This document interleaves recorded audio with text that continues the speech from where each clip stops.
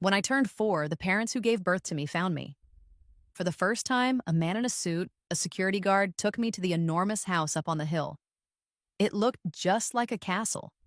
The girl who wasn't really my sister walked up to me. She wore a big, fancy dress that puffed out and had a shiny clip in her hair. She asked, "Are you Sarah the housekeeper's daughter?" She seemed so sweet and innocent. The old me, the one raised by other parents, would have been amazed and scared by all this fancy stuff. But sorry, not this time. I had lived this life before and was born again. I opened my eyes and watched the view go by outside the car window. Inside the fancy car, there was just little me, sitting small in the big leather seat and the security guard driving. He wore a black suit and sunglasses. I just stared out the window, not looking excited or curious like a child should. Maybe I even looked a little bored. I couldn't figure out why someone like me, who didn't even want to be alive, got a second chance at life. I tried to remember. Did I end my own life last time? Something like that, I think. The car drove fast, taking the same road as before, towards the place that felt like my prison for my whole previous life. The house just screamed money, the kind only super rich people have. Inside lived what looked like a perfect family of 4. The father was a big boss at a company, very powerful. The mother was beautiful, classy, and came from a rich family. The brother was kind and good-looking, always protecting his sister. And then there was the little sister, innocent and well-behaved. Everyone loved her. This family loved their little girl so much, they didn't even send her to kindergarten until she was 4. Funny enough, when she had her checkup for school, they found out the shocking truth. Their precious daughter wasn't actually theirs by blood. The real daughter, me, had been switched when she was born. I had lived in a poor, faraway place called Rivertown for 4 years. Even though it was hard to believe, the rich parents immediately went to the fishing village and brought their real daughter back. But they couldn't know that one day they would say to that daughter they brought back, "You're so mean. I wish you had just died out there," because they preferred the fake daughter. Even the brother, who was always so nice, would stand in front of the fake sister to protect her and tell his real sister coldly, "Just forget about it." My future husband, who I barely knew because our parents arranged our marriage, would look at me like I was nothing. From the moment they brought me back, everyone thought the fake sister was better. They thought she acted better, and they felt sorrier for her. The real princess, who was supposed to have come back to a rich life, actually lived a life where she was always compared to the fake one, looked down on and betrayed. Wanting love so much and being hurt by love, I felt warm tears run down my face, but I didn't feel sad. My mind felt dull like wood, but it could still make fun of how emotional this body was. I remembered a voice just before everything went black in my last life. "You can't beat the main character's luck." Can't beat it? If I couldn't win, why bring me back to life again? Wasn't it fun enough for them to watch me suffer like a caged animal in my past life? Or maybe my last life just wasn't silly enough for them? The car was quiet. No one answered my thoughts. I was taken to the big house.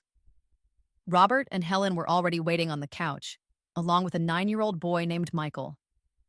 Maybe they didn't think about giving me clean clothes before I came. I was still wearing dirty clothes passed down from my foster parents' cousin, and my slippers were falling apart. My hair was yellowish and stuck together. I saw the surprise and confusion in their eyes when they looked at me.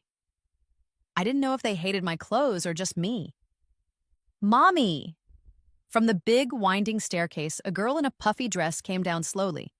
Her hair was a little curly and she wore a sparkly clip. A nanny followed right behind her. Her dress was really pretty, with bright colors and tiny pictures of bunnies and flowers sewn on it. See? In just a second, everyone was looking at her. I have to admit, in my last life, I secretly wished I was her, Clara. Even when I pretended to be proud of being the real princess, I was jealous of her. Her real parents loved her so much, they swapped me for her so she could have a good life. My parents loved her too. Not many people knew she was the fake one before I died. My brother also loved her, always taking her side. Everything that should have been mine loved her instead. I was the only one who hated her. My name is Anna, but before my real parents found me, people called me Annie. I lived in Rivertown. The person I competed with my whole life is Clara, a name Robert and Helen picked for her full of hope. Everything she had before and after I came back was supposed to be mine. She seemed able to understand things easily, even when she was pretending poorly, but I could never win against her. In the end, I lost. I don't want to fight anymore. I'm just tired. I can't feel happy anymore from the tiny bits of attention they give me. Clara. Helen automatically stood up from the couch and walked towards her. Then she remembered something and looked strangely at the nanny behind Clara. The nanny looked down, embarrassed. Clara walked towards me like she was pulled towards me. She saw me right away. Maybe it was because my clothes looked so out of place among all these rich people. I looked like a little beggar. Even her nanny wore better clothes than me. She rubbed her eyes, which were red from crying earlier, and asked in a childish voice, "Who are you? Are you Sarah, the housekeeper's daughter?" The same words again. Robert and the others were stunned, just watching us like we were in a play. What did I do last time? Oh, right. I was so scared I just sat down right there on the floor. My first thought was about how soft the beautiful rug was, softer than the sand on the beach after the waves go out. First impressions really matter, and Clara had all the advantages naturally. From that first meeting in the past, I lost badly. She was pale and cute, but I was skinny and looked weak, easy to dislike. My tears started to fall. I was shy and unsure. Did my mom sell me? I asked quietly. She said if I wasn't good, she'd sell me. Annie isn't bad. I tried hard to stop crying, wanting to show everyone I was scared, but trying to be brave like a poor little thing. Clara loved to do this kind of act. It always made everyone feel sorry for her right away, making them think she was the saddest person in the world. In my past life, I thought it was stupid, but now I found it kind of funny.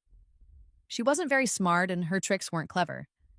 But because she had this supposed main character luck, she got a lot of unfair kindness. I lost count of how many times I suffered because of it. Now, I wanted her to feel what it was like. Fight tricks with tricks, right? Helen started crying loudly on the sofa. With a little bit of hatred for myself, I wondered if she was really that sad. Did she know she was one of the reasons I broke down last time? Watching Clara slowly take everything that was mine. Clara stood there looking only at me with a small smile on her face. Seeing me look so pathetic seemed to make her happy. Like a princess, she looked down at me and said in a bossy way, "You look so sad. I'll ask my mom later. You can be my little helper." I laughed inside. I was just waiting for the real important person to show up. "Nonsense!"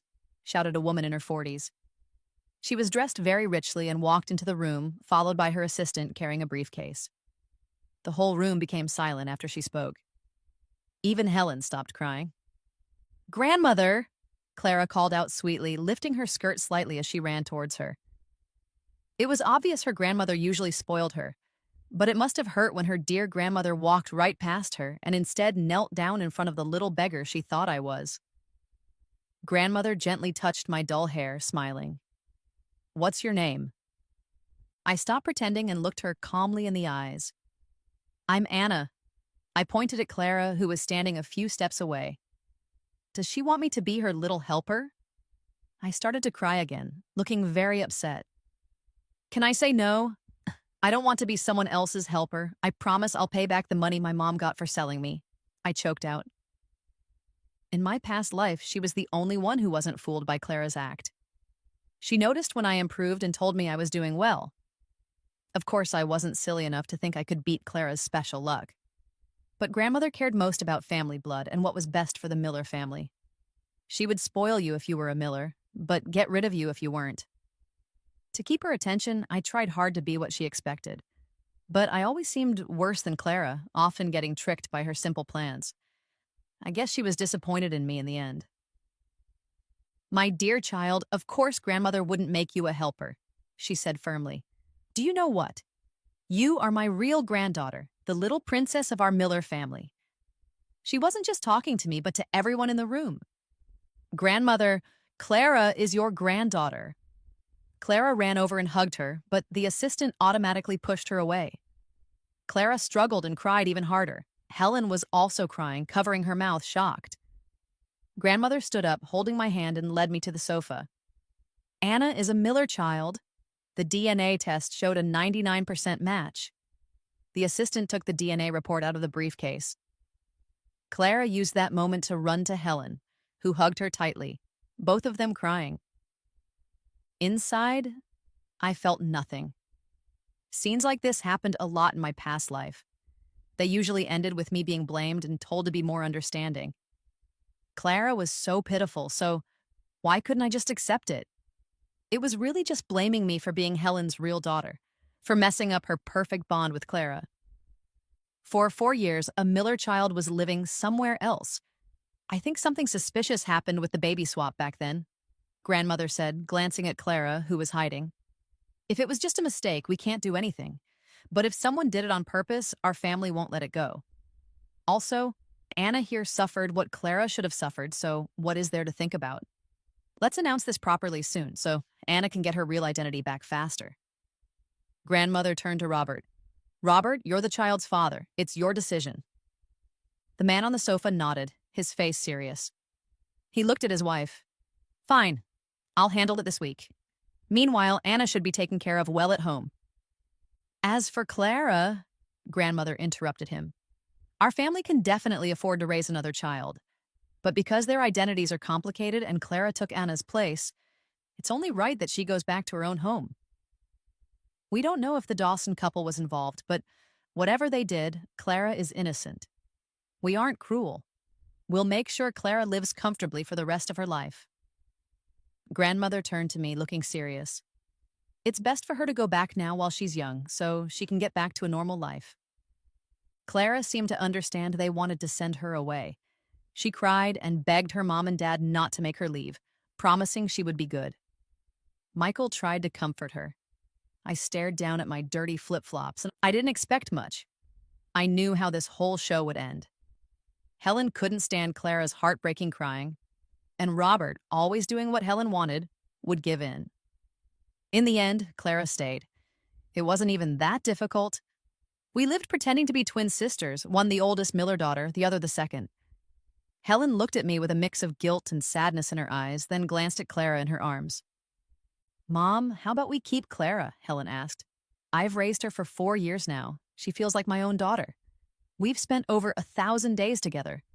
I didn't know Clara wasn't my real daughter. I thought she was, and I gave her everything. This whole situation shows she's meant to be with us. We can afford another child. And Anna, she needs time to get used to things. Having Clara around might help her, right? I wanted to roll my eyes.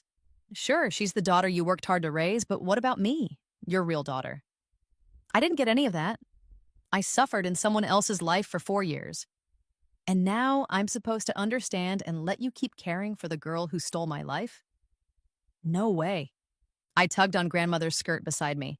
She looked down at me, cutting Helen off. I'm hot, I said. Everyone looked at me. It was boiling hot in August and September, even with the air conditioning in this house. Yet I was wearing this hand-me-down fuzzy sweater meant for autumn with sleeves way too long.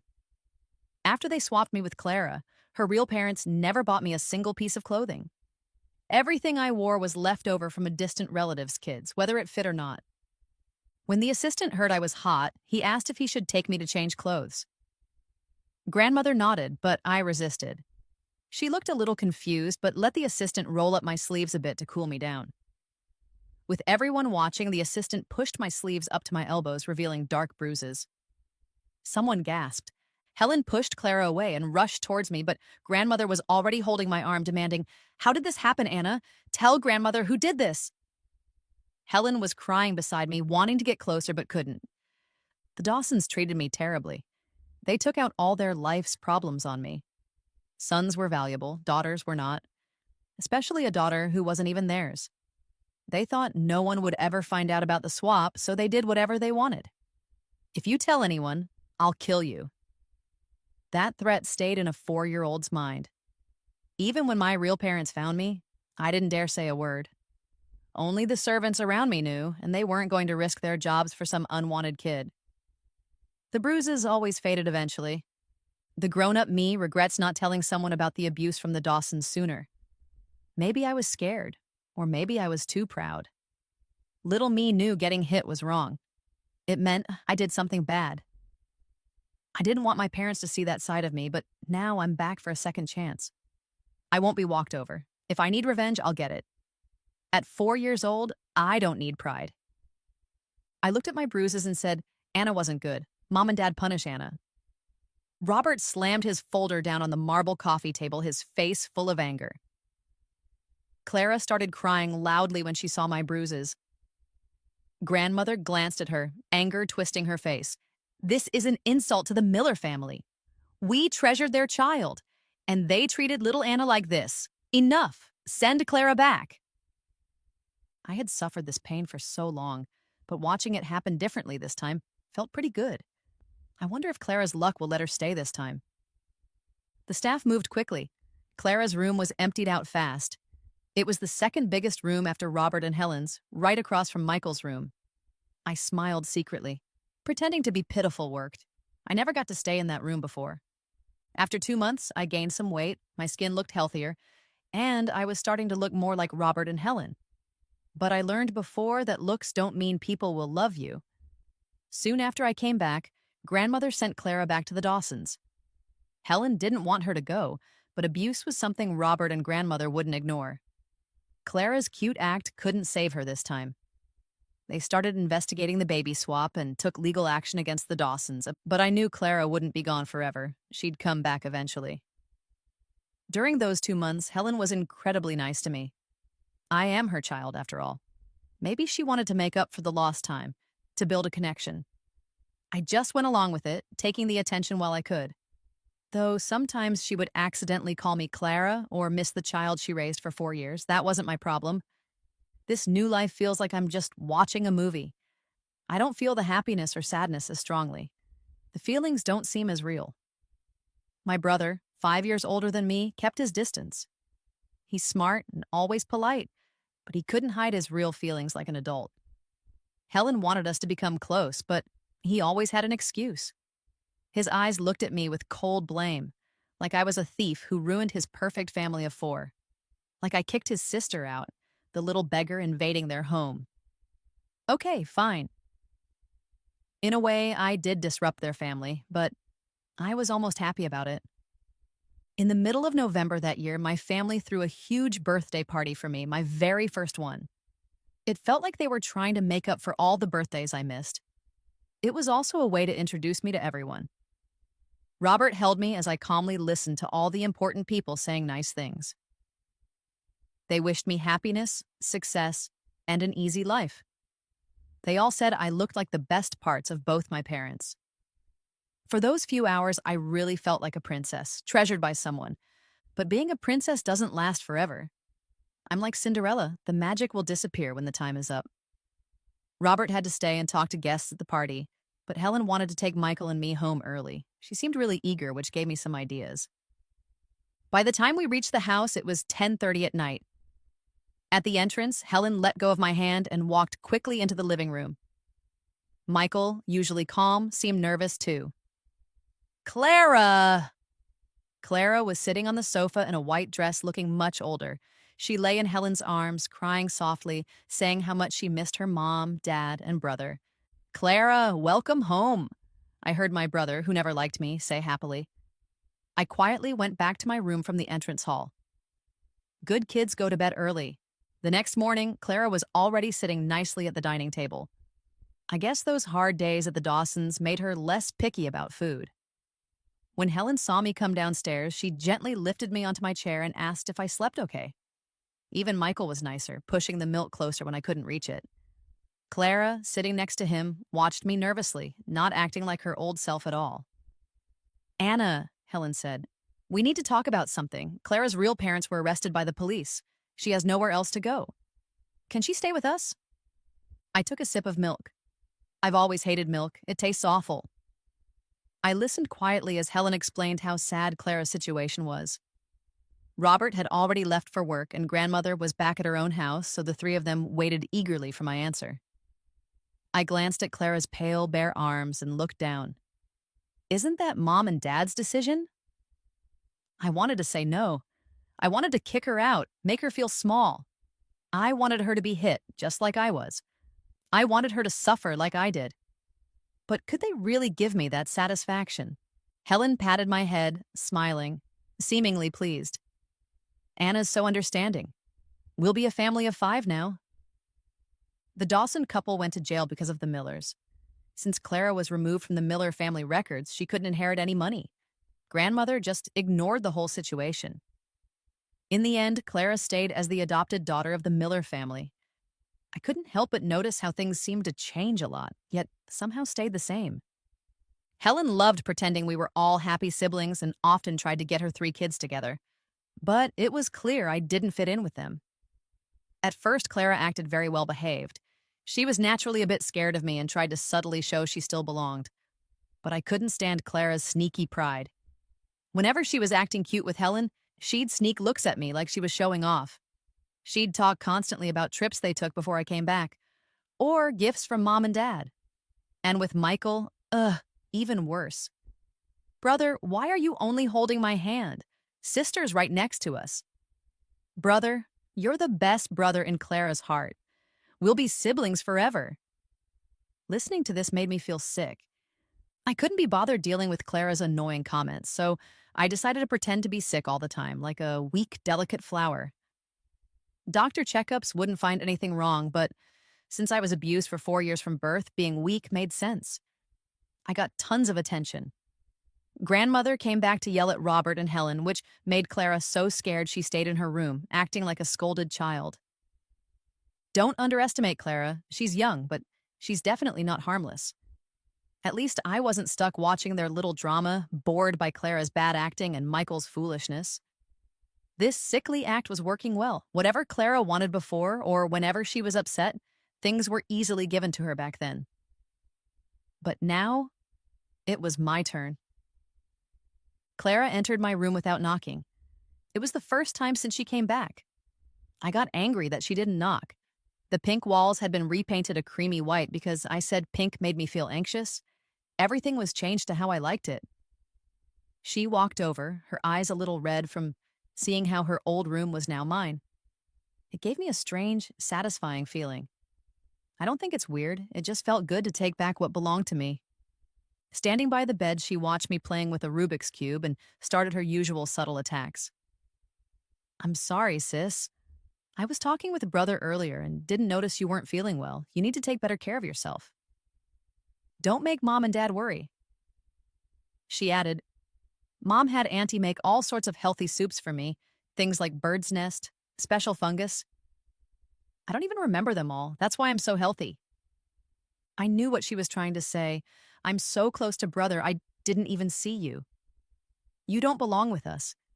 I'm not like you, causing problems for Mom and Dad. Look, Mom spoils me. You didn't get that before. Are you jealous? Of course I wasn't angry. I didn't even look up. Just kept quickly turning the Rubik's Cube in my hands. Only one side left. Oh, by the way, look, sis. She held up a small red triangle-shaped charm bag in front of me. It had pictures of landscapes stamped in gold and some foreign writing embroidered with gold thread. Looked pretty fancy, I thought. Isn't it pretty? Grandmother gave this to me at my 100-day celebration. It's so nice that I kind of want to ruin it. Mom said that the head monk at the Serene Mountain Temple is friends with grandmother. She got this charm bag when she went to the temple to pray. The monk said it would protect her granddaughter, keep her safe forever. I used to not like wearing it. It didn't match most of my dresses. Click. The Rubik's Cube was solved on all 6 sides. I looked at her. So, are you here to give that back to me? Ha, a gift for the granddaughter. Are you sure it's for you? She quickly pulled the charm back, holding it tightly to her chest. Her eyes filled with tears as she shook her head. I'm sorry, sis. I can give you anything else, but this is grandmother's gift to me. It's her blessing for me. I can't give it to you. Could this really be called giving it back? The door to my room was open. I heard a door open and close in the bedroom across the hall. The little brat started crying even harder, like I was about to hurt her. Michael walked in. At 12 years old, he had already skipped a grade and was in middle school, not a little kid anymore. He frowned at me, then walked over to Clara. Clara, what's wrong? Why are you crying? Clara found her support and threw herself into Michael's arms, crying loudly. Brother? Clara is so sad. Sis wants the charm grandmother gave me. I can give sister anything. Dad and mom gave her everything, even my room, but this is grandmother's charm for me. Clara can't give it away. But I'm also scared sister will get mad. I watched as Michael, full of pity, wiped Clara's tears with his thumb and comforted her. Clara's charm is Clara's. No one can take it from you. Don't be sad anymore, or you'll look like a little crying kitten. Clara turned her head and gave me a hateful look, but the satisfaction in her eyes was obvious. Once Michael finished comforting Clara, he finally looked at me. Anna, you already have so much. There are lots of charms out there, even prettier ones. If you want one, Big Brother can buy it for you tomorrow. Just don't fight with Clara. Then he took the still sniffling Clara out, closing the door behind them. I sat on the bed, staring at the wall for a long time, confused. Shouldn't he be smarter than this if he skipped a grade? What's Clara's is Clara's. If I say it's mine, it's mine. Even if I don't want it, it's still mine. As long as it wasn't too annoying, I could ignore these little tricks, pretend not to see. If I argued with Clara all the time, how would I be different from the old me? She's just a kid in elementary school. I don't need to waste my energy on her. It doesn't make sense to hurt myself just to hurt her a little. But I have to congratulate her. She really pushed my patience this time. Clara plays the piano quite well. It's something she shows off at parties. In the past life, she played at many events and got praise from all the rich ladies as having a special talent. This was thanks to early lessons and the Miller family hiring a top piano teacher without worrying about the cost. Yet nobody knew I could play too. I was even better than her. Back then, I was just jealous that she could sit on the piano bench with Helen, who would fix her fingers and praise her gently when she played well, even patting her head. I shamefully imagined myself in Clara's place, pretending I could feel that kind of love. Because of this, I secretly practiced very hard where no one could see. I thought if I played better than her, I might finally get something she always had. But I never seemed to be lucky. Whenever Clara finished playing in front of everyone and asked me to play, I could never perform as well as usual. The pressure of her special luck, how silly. The leaves outside the window blew wildly in the summer storm, but it wouldn't last long. I started breathing heavily, my head feeling twice its normal weight. I knew this bad cold was coming. The memory was clear because it was the first serious illness I had after being found. I was in the hospital for half a month with IV drips. Plus, Clara went to a competition that day and won first prize nationally for children's piano. While Clara enjoyed the attention and Helen's company, I was taken to the hospital by Robert and the maid. I picked up my phone from the bedside table and called the house number. Hello? Anna, is there something you need from grandmother? I heard my voice, weak and helpless. Grandmother, I don't feel well. The weakness was real, the helplessness was fake. I wasn't so sick that I'd forget who supported me. At 9 p.m., Clara got out of the car holding a shiny trophy in one hand and Helen's hand with the other. It was the happiest day for her since she became the adopted daughter.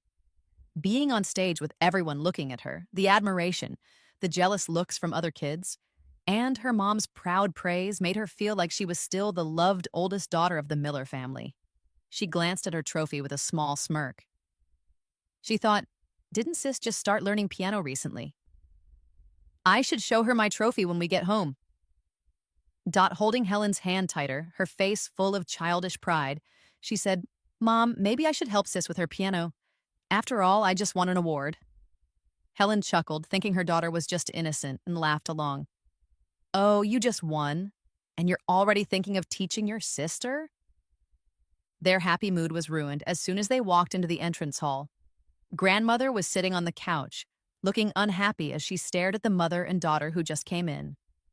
Clara saw her and instinctively hid behind Helen.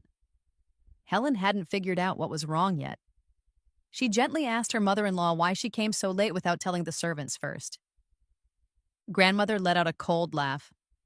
Helen, I always thought you were sensible. Robert's been busy with work these years, and you've managed the house well. I understand you might be attached to that fake girl you raised and want to keep her here. But when your real daughter is home alone with a high fever, calling her grandmother for help while you're off at a piano competition with the fake one, aren't you failing your biological daughter quite badly as a mother? I lay properly in bed with an IV needle in my right hand. The family doctor had just given me medicine to lower the fever, so I felt much better, but I preferred to keep my eyes closed and pretend to be asleep. After I called grandmother, she arrived very quickly and even interrupted Robert's video meeting in his study. Right now, Robert was in my room, listening to the doctor's instructions. Honestly, I didn't have much reason to blame Robert. Like grandmother, he valued blood ties, and feelings can grow over time. Last time, even with Clara's special luck, he tried to be reasonable. He was a man who loved his wife, and being so busy with work, he didn't question Helen's decisions when Clara tricked me, nor did he step in. He was a good businessman and a good husband, just not a very attentive father. I heard urgent footsteps at the door. Helen rushed into my room, her eyes fixed on my feverish face. She cried as she sat on the edge of my bed, leaning over to gently feel my forehead with her hand. Anna, why didn't you tell Mommy you had a fever? Her slightly scolding tone felt warm. My heart felt a bit numb.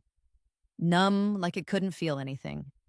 I couldn't keep pretending to sleep now, so I acted like Helen's words woke me up. Mom, Helen responded, and Robert walked over, patting his wife's shoulder to comfort her, while also reminding me, Anna, if you ever feel unwell, you should tell Mommy or Daddy, or at least one of the nannies. I hesitated, my eyelashes fluttering slightly. Wouldn't that be bad?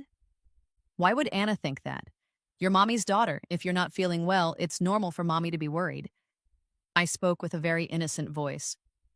But Sister said, my health problems might make Mom and Dad worry. I don't want Mom and Dad to worry about me, or be a bother to you.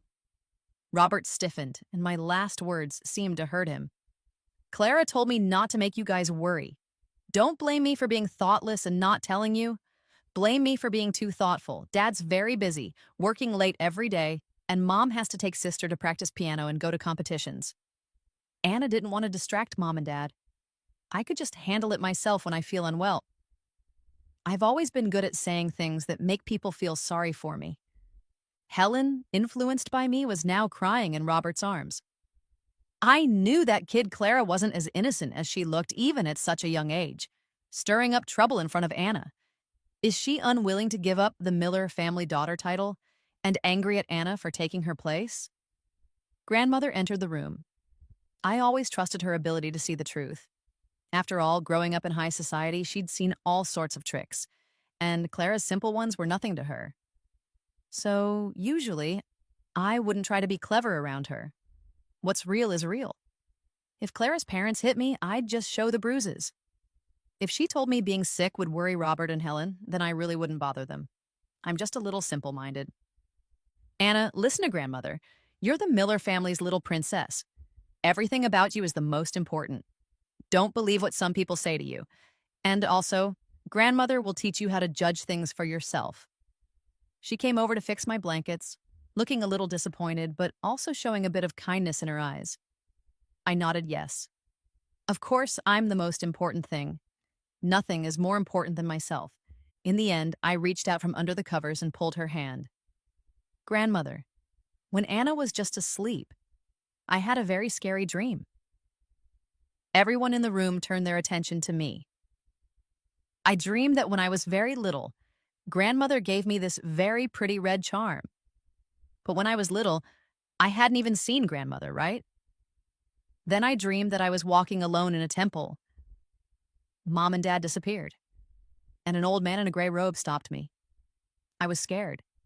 He asked me where the red charm was, and I got worried. Anna remembered Grandmother giving it to me as a child, but I couldn't find it anywhere. When he saw I couldn't find it, he got mad and gently pushed me, and I fell from the 10th floor. And then I was on the ground, seeing so many people around me, and they were all laughing. I acted as if I was scared by the nightmare, tears sliding down from the corners of my eyes into my hair. Even now, I can remember that pain. Helen quickly comforted me, using tissues to wipe my tears. Grandmother, thoughtful, also comforted me. Grandmother did prepare a gift for Anna. It was for your 100th day celebration. But Anna was taken by bad people. When you came back, Grandmother forgot. Tomorrow, Grandmother will bring it over for you. Helen beside her automatically reacted. Mom! Grandmother glanced up at Helen but said nothing, silencing her. Naturally, I nodded obediently, pretending not to know anything. After all, it was mine to begin with. I don't know if it was because of some plan I made, but this time my bad cold got better much faster than last time. Instead of being alone in a hospital with a useless maid, I'm at home with Helen taking care of me personally, maybe to make up for feeling guilty about that day. A mother's love is truly amazing. Clara didn't have a party this time. She didn't even wave a trophy in front of my sickbed to show off like before. And I took her good luck charm. I looked at the charm in my hand. I didn't even want it that much. I just threw it into a random drawer. But while pretending to sleep, I overheard some interesting gossip between the maid and nurse about our family drama. People were saying Clara cried when the good luck charm was taken back. My grandmother sent a maid to get it, and naturally Helen felt sorry for Clara. Clara is kind of spoiled, and Michael is just her follower. Even though Clara didn't win this time, I bet she got something else to make up for it. Having such a big house is annoying. I can't see the drama happen myself. Clara had laughed at me plenty back in the day. She'd make fun of me for still being like a country girl, even after getting my identity back. And she'd always find ways to show I wasn't as good as her, even though she was the fake one with all the family's love. A family that didn't accept me, a school that didn't accept me, always second best to Clara. My life seemed like a joke just to make her look good. It really bothered me. Hey sis, you're awake. Come have breakfast. Mom, Dad, and brother have been waiting forever. Clara, wearing a little white dress with an apron, called me over. Today's our first day of college. It's funny. Over the years, she's become sneaky and really good at manipulating people. But after losing to me a few times, she's not that innocent rich girl anymore. Now she's trying to act determined and strong. How hard did she really try, though? She missed getting into our college by several points. Robert had to pay a lot of money to get her accepted. Isn't it strange how someone with main character luck could fail to get into college? I thought about it a lot. Her special luck seemed to stop working ages ago. Besides playing the piano, she's not really good at much else. Thankfully, her luck isn't holding me back anymore, but I can't relax completely. Maybe the main character's luck only works when she meets the guy she's destined to be with. And that guy is Ethan from the Ashton family, the only son in his 3rd year studying finance. The Millers and Ashtons made a casual engagement agreement years ago, so technically I'm his fiancé. But he only likes Clara. Back when I first heard about this supposed engagement, I was excited. I thought he could save me. At home, I was ignored while watching my family spoil the girl who stole my life. Outside, I was an outcast. Everyone only knew Miss Clara from the Miller family. A girl who hated herself saw a little bit of hope. Could this amazing man save her from her sad life? Give her care and love? But soon, she finds out it's just another problem. I walked over. They were all seated already. At the long table, Helen sat close to Robert on one side, with Michael and Clara across from them.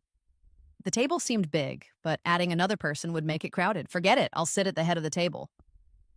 At that moment, Clara stood up timidly, biting her lip. Sister, do you want to sit here? Still acting after all this time? Why offer now? I picked up a piece of toast with a smile, casually saying, I thought you signed a contract with some movie company. She's such an actress. Of course not, sister. Clara just started college and wants to be a pianist. The entertainment business is too messy. I won't go there.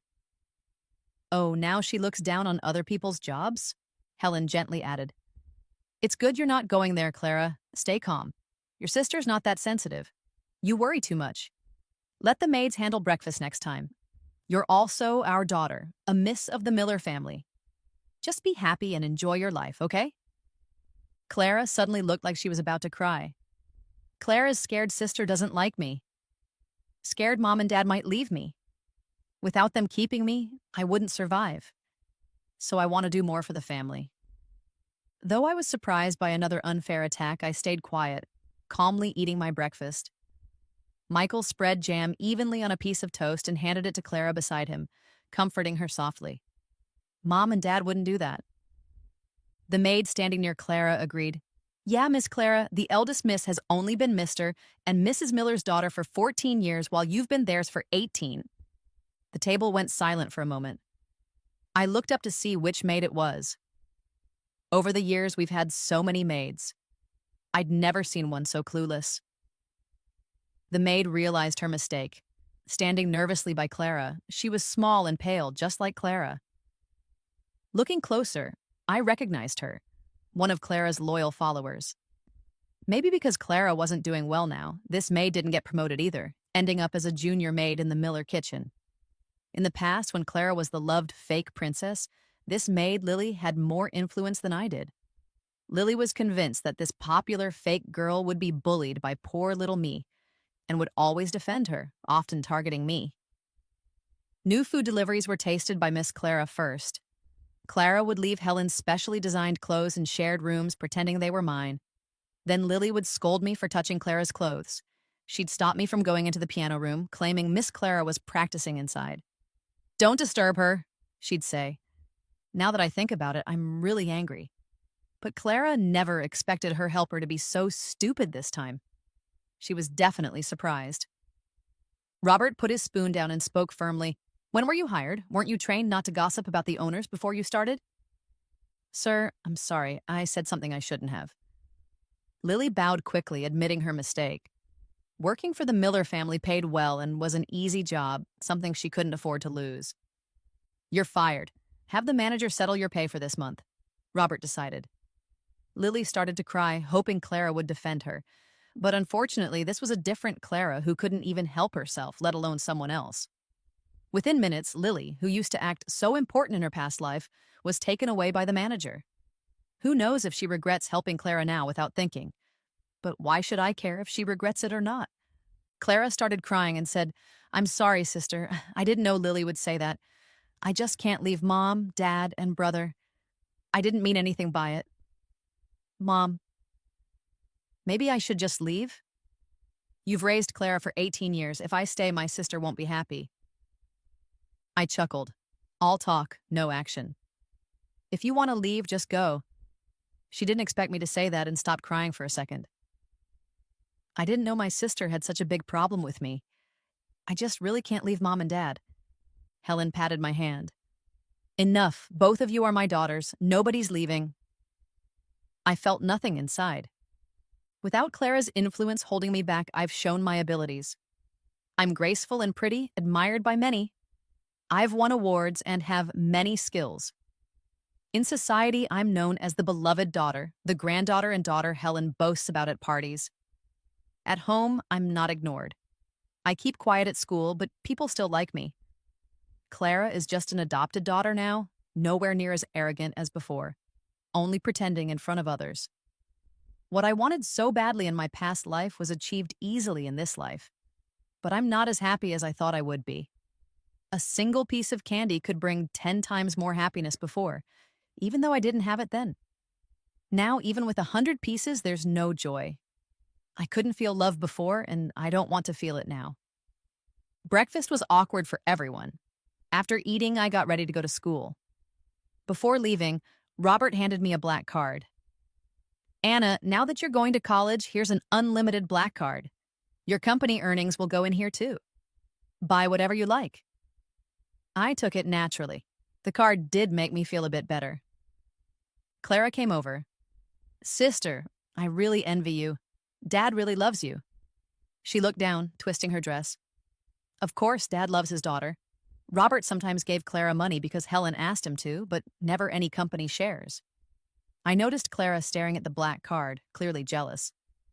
Helen suggested, Robert, maybe give Clara a few $100,000.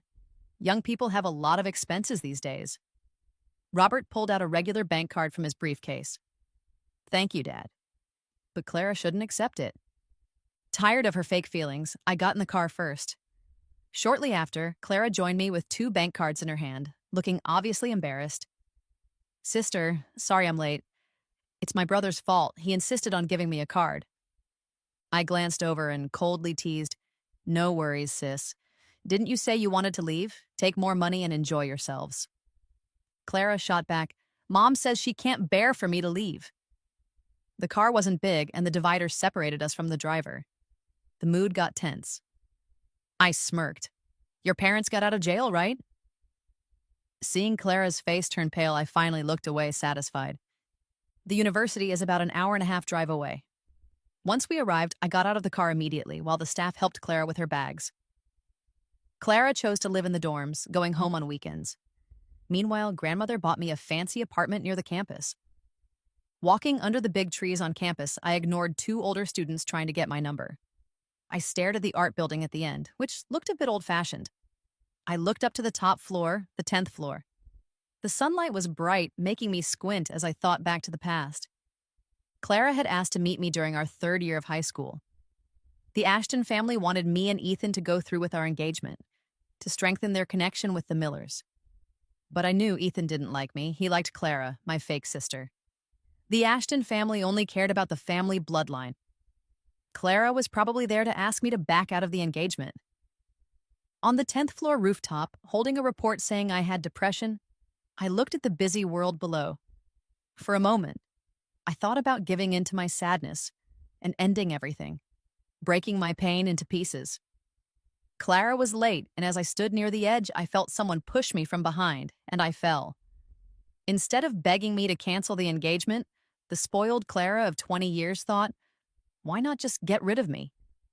It would clear the way, truly making her the only daughter of the Millers. The depression diagnosis in my hand would have been the perfect excuse to make her seem innocent. I shook off the memory and headed to the registration desk for new students. Not long after school started, the university's sports day began as planned. Sophie, who sat next to me in class, asked if I wanted to join any events. I shook my head no. You're really not joining? Anna, you're so pretty. If you joined, you'd make our art department look great. And you'd definitely catch the eyes of guys from other departments. Plus, you can earn extra school credits. Sophie's tone was a bit too enthusiastic. I chuckled. Nah, I'm not very athletic. I'd be afraid of embarrassing myself. All right, if you say so, she sighed, clearly disappointed. Sigh, I watched her with interest, knowing she had more to say. If Anna isn't competing, then how about joining our cheerleading squad? We need one more person, and I totally didn't save a spot just for you or anything. I felt a bit stuck, but Sophie was one of the few people I knew at school, so I couldn't just say no. Awesome, love ya. Sophie pouted and tried to kiss my cheek, but I playfully pushed her away. By the way, the basketball game between our art department and the finance, medical, and arts schools is at 2 p.m. tomorrow. There's no uniform since beating finance, and medical is almost impossible. Just remember to dress cute, okay? She whispered in my ear, There are cute guys. When I walked into the gym, the place was already noisy. There were a lot of people, and according to Sophie, they came to see the two popular guys from the third-year finance and medical schools. The seats were packed. I didn't expect Clara to be here too, though it makes sense since she's in the arts department. She was sitting in the front row of the seats, surrounded by a group of 7 or 8 followers who clearly adored her. Since I came from behind, she didn't see me. She was just looking over at the finance department section. But was Clara already in contact with Ethan this early? I remember in the past life, she proudly told me, I met Ethan during an event in my second year. Sophie noticed I was staring at Clara's group and leaned in to gossip. That's the arts department's cheer squad. They probably think they have no chance, so they're not wearing any uniforms. Hey, you see the one in the pink puffy skirt sitting in the middle? She meant Clara. I nodded. You know who she is? She's the Miller family's heiress. You know the Miller family, one of the most powerful in our city. I heard from a friend that she recently got voted as the department beauty queen. Look, that skirt she's wearing is from C's latest collection, worth 70 or 80,000, she murmured, almost whispering. I suspect she bought those votes to win the beauty queen title. Anna, not that I'm jealous. My dad's an engineer. He used to work for the Miller family, and I saw the Miller family CEO and his wife at a company party. So I think this heiress is either adopted or there was some kind of genetic miracle. That's honestly a fair point. Clara got her parents' short height and average looks. It took expensive skincare, beauty treatments, and designer clothes just to make her look okay. Being named the department beauty is questionable. Her being the arts department's beauty queen is kind of funny. I wasn't sure what Sophie was thinking, but she suddenly seemed sad. It'd be great if I were an heiress too, having all these people admire me. I knew she was jealous of the attention Clara got. You look at that high mountain, but maybe it has no firewood, I said, meaning things aren't always what they seem. Sophie nodded. Yeah, I think my family's pretty happy too. TV shows always say that there are lots of problems in rich families. Soon, the match between the arts and fine arts departments started. The winner would play against finance and medical. Both cheer squads were getting ready. And then something unexpected happened. The area for both cheer squads wasn't very big, so we went up in groups. I was in the third group, Sophie in the first. Because of the gym's setup, the two cheer squads were close together, and they somehow started fighting. It began when an art student accidentally stepped on Clara while cheering. With such a small space, stepping on someone was bound to happen, and many people got stepped on. That art student apologized to Clara, but who did she step on? The Miller heiress. Clara's friends immediately pushed the girl to the ground, demanding she kneel and apologize to get Clara's forgiveness and to show the art department who was boss. Clara stood in an open space made for her, looking down at the girl on the floor like she was superior. Her words were soft and kind. Oh dear, I don't mind being stepped on, though it hurts. But if it happened to someone else, that wouldn't be good. Yet she didn't tell her followers to let the girl go. The fine art students couldn't stand it either. We're all kids spoiled by our families, and no one wants to be humiliated in front of hundreds of people in a gym. Kneeling now would surely mean being bullied so much she'd have to leave school. It was just a step. The area's this small. Everyone gets stepped on. If you're so fragile, why be a cheerleader? Sophie went to help the girl who fell but got pushed down by one of Clara's followers, landing hard on her bottom. The follower sneered. Who said you could help her? Do you know who she stepped on? Clara's the Miller's heiress, the Miller family. Know them? If you injured her, could you pay for it? Having you kneel and apologize is already generous. Let it go. I'm fine. Clara pretended to reassure everyone from inside her protective circle. I walked towards the cheerleading area with my water bottle. The crowd ahead moved aside, giving me a path to the center of the argument. Miller heiress? What influence? Clara clearly didn't expect me there. Panic showed on her face. Sister, what are you doing here? That's right. I never went around telling everyone I was a Miller daughter. My first-year classes weren't hard, so I'd usually go back to my apartment when I had free time. I rarely joined school events. If Sophie hadn't invited me, I wouldn't have joined the cheerleading squad. And I wouldn't have realized someone was pretending to be the princess and bossing people around. I knelt down and helped Sophie up. Her eyes were red, and she urgently whispered to me, Anna, don't argue with them or they'll bully you. I signaled her not to worry. Becca, enough! Really, stop it! Clara was genuinely anxious this time. But her sidekick, Becca, didn't understand and thought Clara was just playing hard to get. She folded her arms, looked smug, and said, Who are you? Since Clara calls you her sister, you must be the Miller's adopted daughter, right? Does a dog raised by the Millers dare to bark in front of its owner? Clara did not look happy.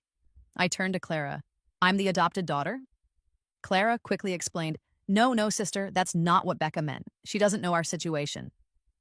Lisa was scared, worried I'd tell everyone the truth. The more she feared it, the more I wanted to do it. I raised my voice so people around could hear, Clara, our Miller family has treated you well for years, and you repay me by ruining my reputation everywhere? As soon as I said those words, combined with Clara's panicked look, everyone understood the truth. It turned out Clara was the adopted daughter, using the princess's name to show off her power and ruining the real princess's reputation. Out of the corner of my eye, I saw Sophie looking shocked, and Clara's little group looked defeated and panicked, staring at me. I'll discuss this with grandmother and dad. Take care of yourself. As more people started watching, I helped Sophie up and headed towards the seats. The girl who fell was helped up by her friend. Before leaving, I felt someone watching me. I turned back and noticed Ethan sitting a few rows in front, smiling at me once he realized I saw him. Was the main male character going to defend Clara? After revealing Clara's true identity, Sophie, the girl who was pushed, and I decided to leave the cheerleading squad. Taking advantage of the long break after the sports event, I went back to grandmother's house. Grandmother was on a rocking chair in the back garden. She was close to 70, and although she took good care of herself, she still had some white hair and wrinkles. But she was still full of energy. Since starting college, I rarely went back to the Miller house. On weekends, if I had time, I'd go to grandmother's house. Grandmother even had a room ready for me. I sat next to her, and the butler brought over a cup of flower tea just in time. I heard about the thing with Clara. I've let your dad know, too. Her card's temporarily frozen, and she doesn't have any servants or drivers. I sipped the warm tea and nodded quietly. I didn't have much to say about the punishment. Some people would still protect her. The results of revealing her identity were punishment enough for her. Grandmother sighed. You know, you always seem well behaved, but I feel like you're not happy. I paused, holding the cup. No, grandmother, I'm very happy. I know you resent that we kept Clara, and that your mom is fooled by this fake girl. Your dad sees it, but goes along with your mom, and your brother thinks he should be responsible for her, making you feel wronged. But Anna, don't worry, she won't get ahead of you. Your dad is sensible. She won't get any of the Miller shares. She chuckled. Everyone in our circle knows how excellent you are, Anna. I spoke with the Ashton's matriarch recently. She likes you so much and wants her son to meet you, but I said I'm not ready to let you go yet. Is grandmother pleased with Anna too? Grandmother laughed. Of course I am. I put down the teacup. As long as grandmother is pleased, Anna doesn't care about others' opinions, only grandmother's. And with that, I let go of a regret from my past life. The break went by quickly. After returning to school, news about Clara seemed to disappear. I guessed she'd keep a low profile for now. Today's classes lasted until the late afternoon.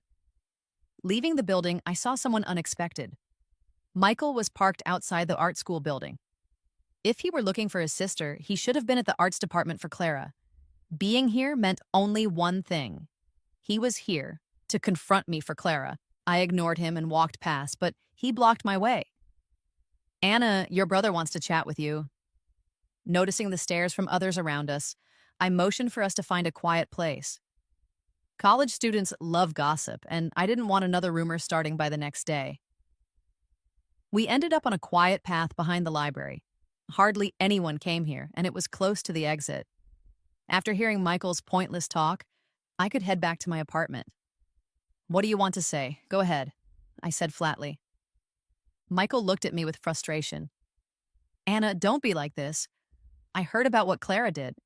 She's really sorry, apologizing every day at home. She feels really bad. She's just quite pitiful. I laughed bitterly. Michael, are you kidding me? Looking at your school record, I wouldn't think your brain was this slow. Clara's pitiful? Oh yeah, she's so pitiful. Pity her parents swapped me with her to give her a life of luxury?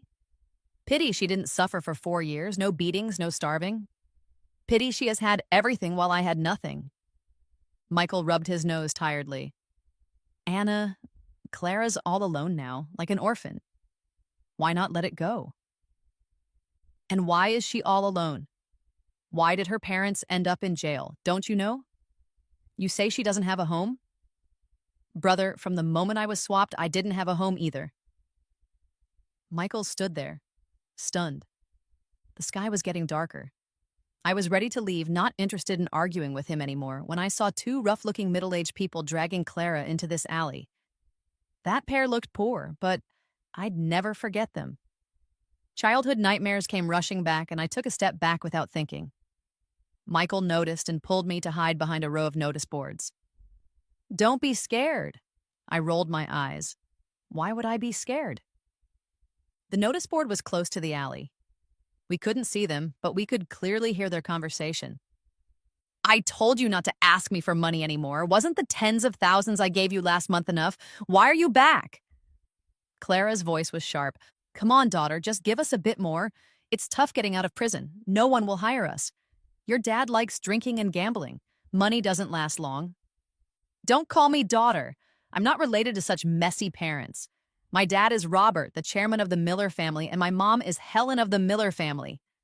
A loud slap sounded, followed by Clara's scream. How dare you hit me? A rough voice growled. Why not? You're my daughter, and I'll hit you if I want. Don't recognize your real parents after pretending to be rich for a few years? If your mom hadn't switched you with their real daughter back then, you wouldn't have had this good life. I'm telling you, get $50,000 for me this month, or I'll tell the newspapers. Everyone will know you're a fake, and let's see how you fit in then. Clara seemed scared and quickly gave in. I really don't have that much money now. I'm not well liked at the Miller home. The old lady likes Anna more than me and already had Robert cut off my card. So what? I don't care. I want that money in a month. Then why didn't you just kill Anna when you switched us? I am just an adopted daughter with no shares. How can I give you that much money? Clara's mind started working quickly. If that old lady died, or if Anna died, I'd be the real Miller heiress. Then you could have all the money you wanted. Thank goodness for Michael.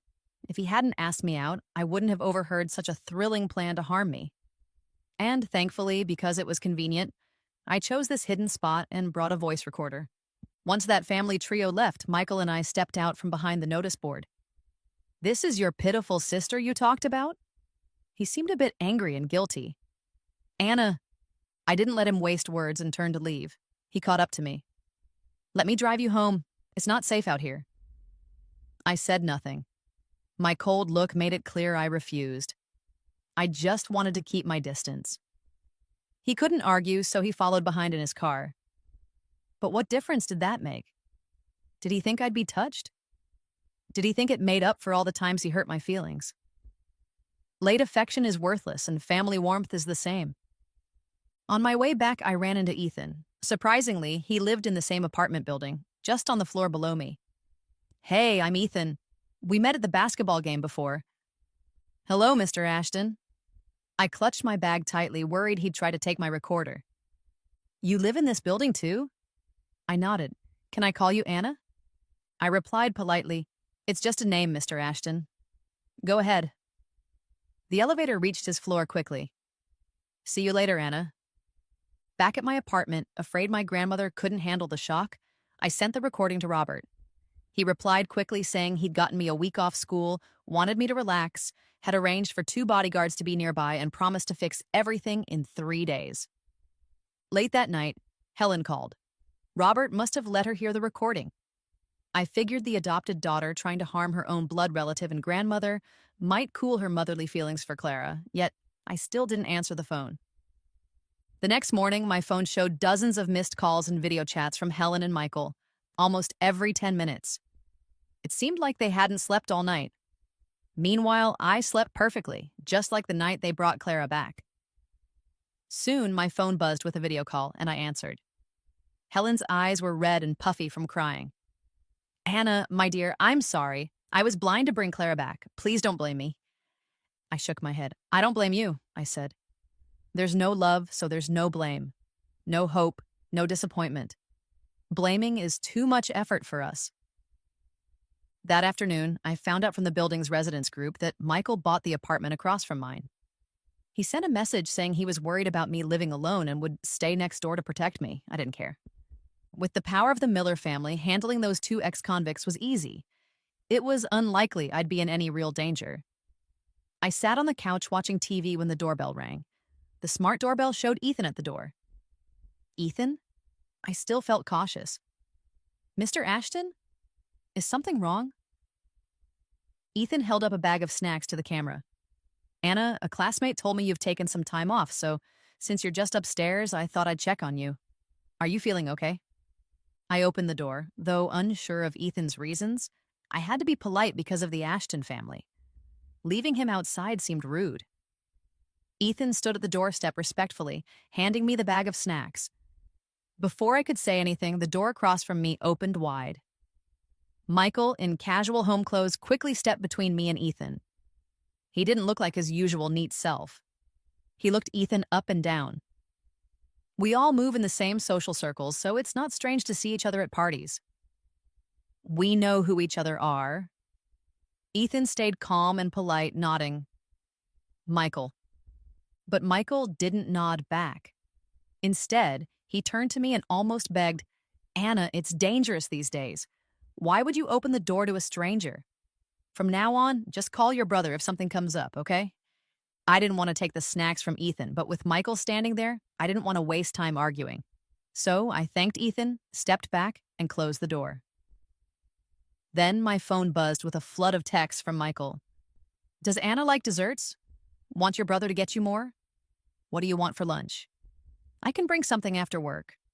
I think Ethan is interested in you. Sure, he's capable, but Anna, you don't need to worry about the engagement with him. It doesn't count. A week later, I went back to school. Michael wanted to drive me there. His constant attempts to make me happy were getting annoying. It's like he thought he could fix everything just like that. No way. Can you just stop bothering me? What's the point of all this? You know, in my mind, you'll always just be Clara's brother. You blamed me when she lost her home, expected me to let her have her way, told me her things were hers alone, helped her with homework, spoke up for her.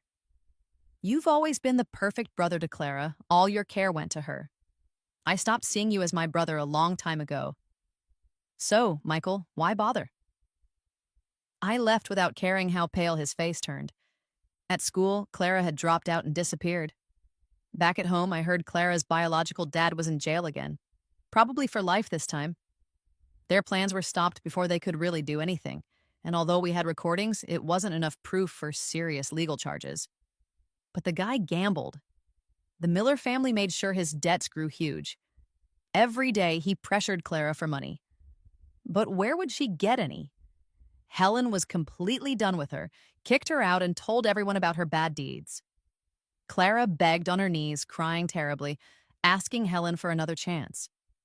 When Helen ignored her, she lost control and said things so horrible they made Helen sick in bed for weeks.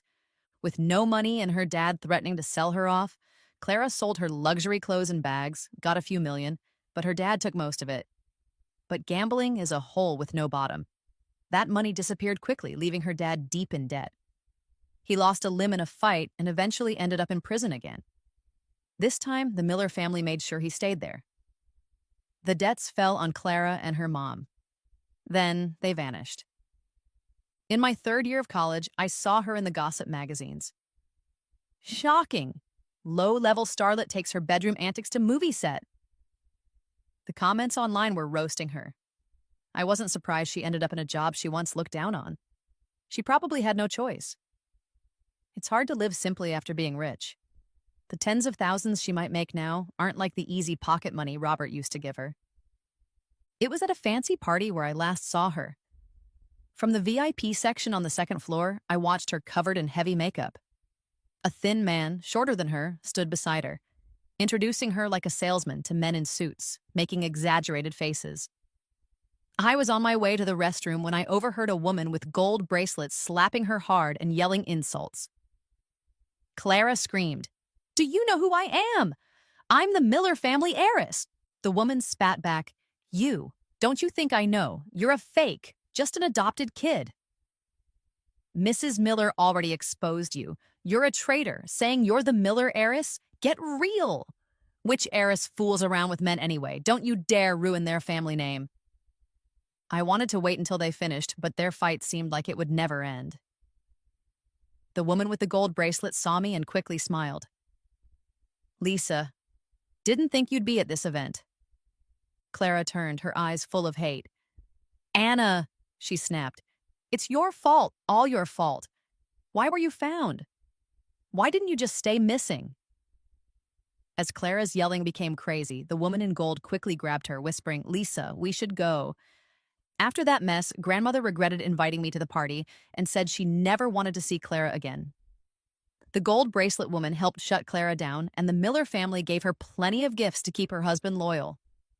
As my third year of college ended, grandmother and I decided I should study overseas. I got an excellent recommendation from my teacher, not because I'm a Miller family heiress, but because I was truly passionate about my subject. Grandmother fully supported it, reminding me to visit home before I left. It had been a while, and she mentioned Helen missed me.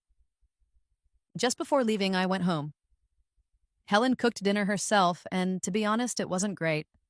Both Robert and Michael were there, and we all ate together. It seemed Helen wanted to shower me with all her motherly love. She carefully planned every detail for my time studying abroad. I politely thanked her. She cautiously asked if she could visit me when I wasn't busy. I hesitated. The plane flew high above the clouds as I relaxed in my business class seat. The more I thought about it, the more the man with the sharp jawline and sunglasses sitting next to me seemed familiar. I turned my head slightly and met his eyes. He took off his sunglasses and held out his hand to me. "Hi, I'm Logan from med school. We met a couple of years ago at the basketball game." I remembered that day, right on the basketball court when I confronted Clara. I had a bottle of water in my hand, and as I was helping Sophie leave, a tall guy in a black jersey took the water from me. Cheerleaders often hand out water, so I wasn't too surprised then. But I did look at his face for a second. I shook his hand back. "Hey, senior." At 20 years old, I was starting another new chapter.